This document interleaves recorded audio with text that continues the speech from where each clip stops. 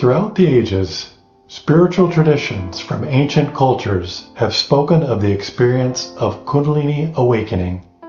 In Indian tradition, the experience is described in detail in the ancient holy texts such as the Upanishads, the Bhagavad Gita, and the Yoga Sutras of Patanjali. These treatises describe the process of awakening the Kundalini energy through practices such as yoga, meditation, and pranayama. In the Chinese Taoist tradition, Kundalini awakening is referred to as the awakening of the spirit fire.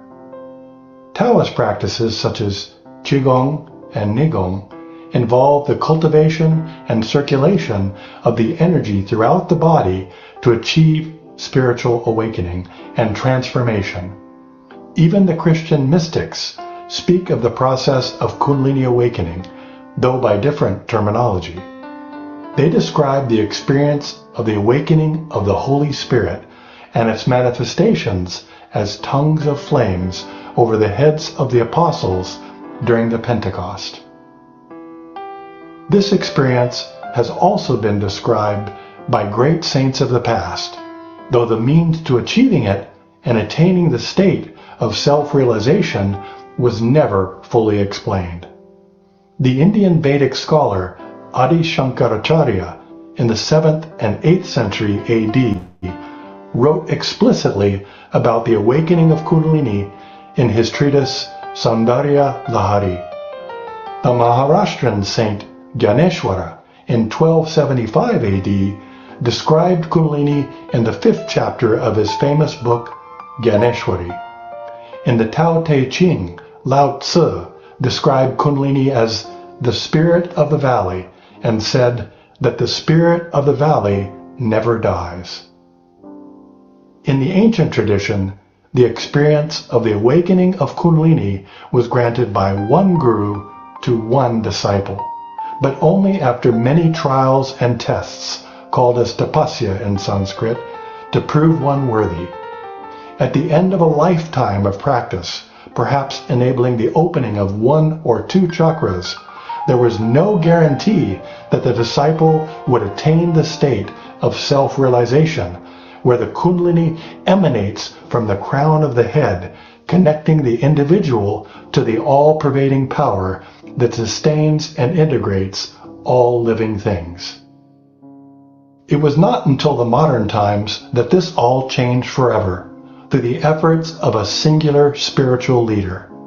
In 1970, on a beach in western India, in the village of Nargol, Srimataji Nirmala Devi made the most significant spiritual breakthrough in the history of human spirituality by opening the Sahasrara chakra at the macrocosmic level, making en masse self-realization possible for humanity.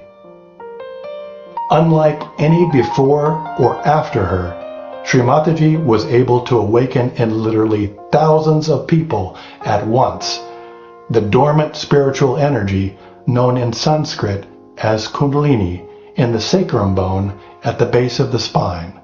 When awakened, it rises through vital energy centers along the spinal cord called chakras.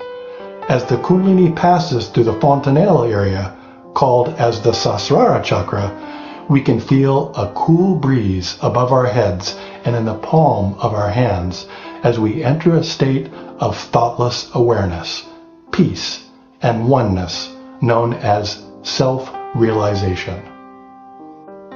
Following the opening of the Sahasrara in 1970, Srimataji ceaselessly traveled the world, visiting over 90 countries, granting the experience of self-realization free of cost to all who desired it. She afforded humanity the ability to experience the connection to their true selves and to begin a collective transformation of human consciousness in which people everywhere can become spiritually aware and aligned with their higher selves. She established the foundation for global transformation, which will ultimately lead to a more peaceful, harmonious, and enlightened world. As soon as Sahasrara was opened, the whole atmosphere was filled with tremendous Chaitanya, and there was tremendous light in the sky. And the whole thing came on this earth as if a torrential rain or a waterfall with such a tremendous force as if I was unaware and got stupefied.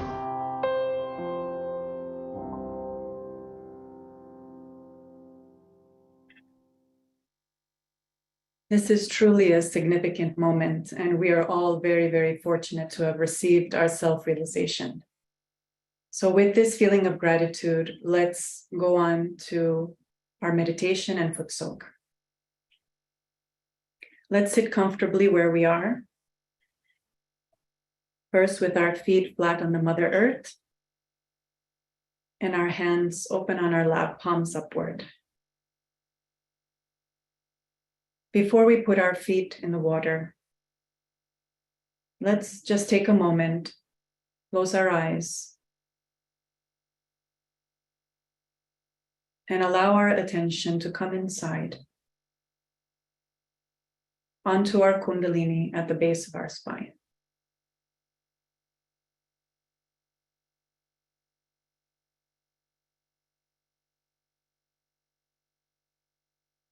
Let's express our gratitude from the very beginning to Srimataji. Srimataji, thank you for allowing us all to experience our self-realization by having our Sahasraras opened. 1,000 petals is the brain. So also in the 12th century, Jnaneshwara was in the 12th century. He talked about it and he said about it in his book, everything. Because it was a kind of a style that a guru should have only one disciple, who should give to one disciple realization, not to many. I don't know why, what made them such a law or a rule. And then it started in the 12th century, there were many saints who sang the praise of realization. And all of them thought that these rituals are no good, so they discarded rituals and this. But what was the thing that had to happen? Nobody knew. I have read all their lives. I've read afterwards also many saints who were there. But it seems nobody knew how to raise the Kundalini. This was the basic problem. They didn't know how to raise the Kundalini. While I think they didn't have that power, or maybe they had no knowledge. They talked about Kundalini all right, but they did not know how to raise the Kundalini. This is a very special power of spirituality. None of them have been able to say or tell you how to raise the Kundalini. Now you all have got this power, which is such a rare thing. All of you have got it. We have been built on the 6 chakras. The 7th had to be opened out, and that was to be done. So that 7th chakra when opens, then you become the spirit, which is your real being. That is the reality, by which you know reality. Not only you know reality, but you become, again I say the word become, means on your central nervous system you become collectively conscious. And by that, all the qualities that are described of a very benevolent personality just comes into you automatically. If you touch somebody, that person gets cured. You go into some house, that become auspicious. You try anything, you are successful. You become so dynamic. All your health improves and you try to feel the joy of life.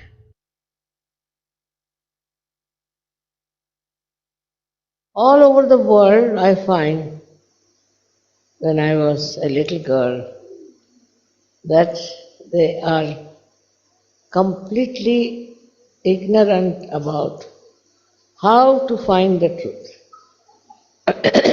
So many were lost in all kinds of so called religions and rituals. All kinds of rituals they used to do. Morning till evening, some sort of a ritual they would do.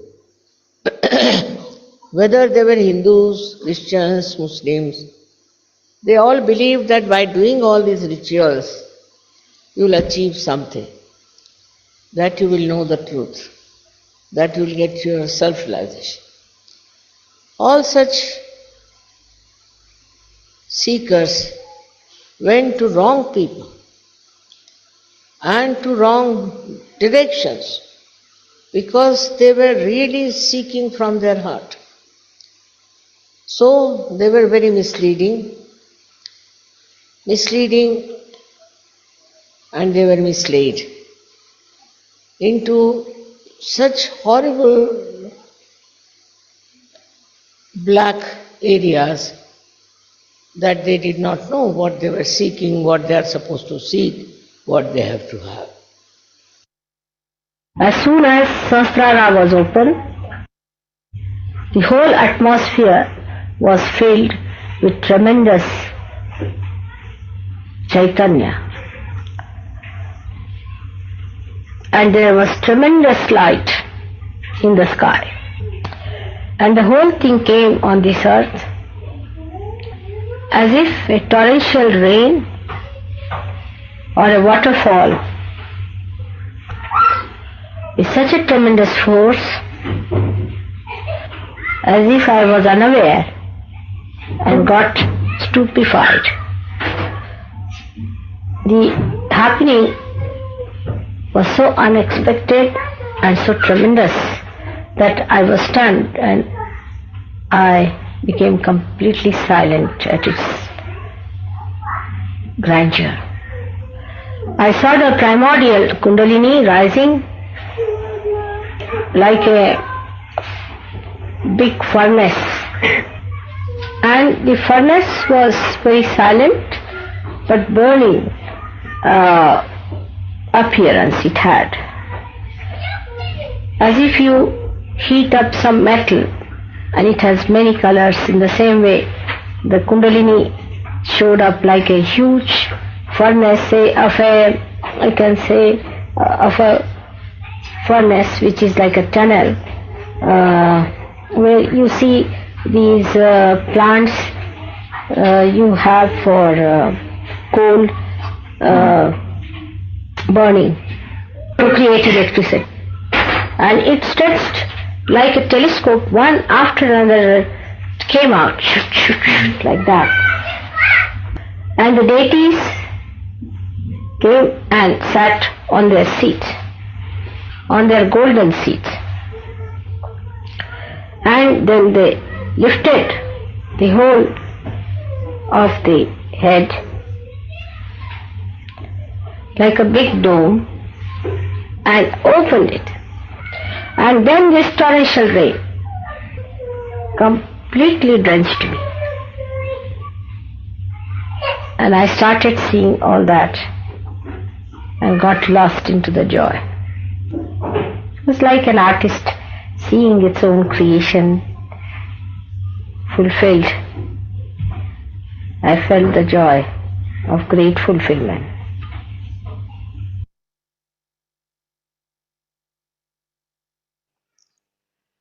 I never expected that in my lifetime I'll be able to work it out. It has been, and so many of you have got your Sahasrara opened. Without that, you could never have known what is the truth. You were all lost, as everybody is. First of all, Sahasrara is the only way we can perceive, understand, and know the reality. You have come to know as to what is the reality. And you are enjoying that state where you know what is the reality. And that's why my first anxiety was to open Sahasrara. That worked out well. And all of you have got your Sahasrara opened. Whatever you have achieved is remarkable, no doubt. It is because of honest searching that you have got it. Now you will understand, because if Sahasrara is not open, you can't talk people, you can't say anything to them. It's just they don't understand. With the Sahasrara open, your understanding improves so much. That is what has happened with all of you. And I'm so very happy that it's so many people there are sitting here who have got their Sahasraras open. It gives you joy, it gives you peace, it gives you capabilities, it gives you so many things that you cannot count. Like the 1,000 petals of your Sahasrara which are enlightened. God knows what all you can have with this. This is such a tremendous area you are in, the 1,000 petals. And from there people have gained all the knowledge about science, knowledge about all the great discoveries are from there. So this is what one has to realize, one's own esteem. Self-esteem is different from self-importance. You should have self-esteem. With that you will become humble. You will become very loving because you are capable of love. And it is not forced on. I agree that from the ocean, the clouds rise and then they give rain and all that. But it is in the cycle of life they are doing it. They are not conscious of it. They don't think they are doing something great because they are in the cycle.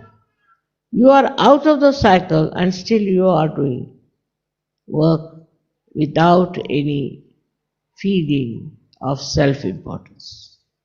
So all these minor things like your race, your country, your religion and all these, which are artificial barriers between human beings, just drops out and you become a realized soul and you know what is humanity. You understand the humanity. This has to happen in all the surgeries when they are together.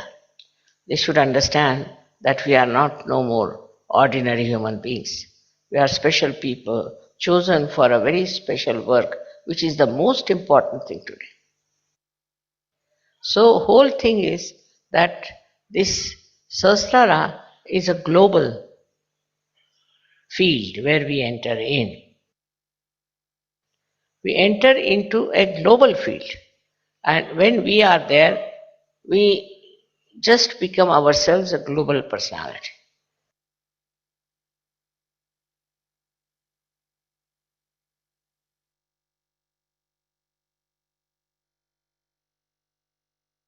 With that, we're going to have another round of meditation led by Abhishek, and we're going to hear his beautiful singing, which will actually automatically take us into Sahasrara. So over to you, Abhishek.